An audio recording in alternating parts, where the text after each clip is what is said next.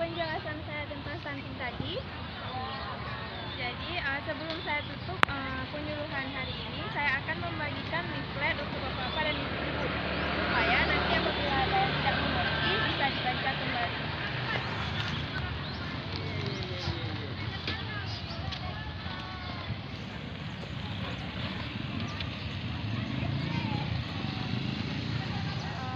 Terima kasih atas perhatian bapak-bapak dan ibu-ibu. Apabila ada kekurangan dari saya atau penjelasan saya yang kurang tepat, saya mohon maaf atas kekurangannya dan bisa dibaca kembali di dalam leaflet yang sudah saya bagikan. Sekian penyuluhan saya hari ini. Assalamualaikum warahmatullahi wabarakatuh. Waalaikumsalam.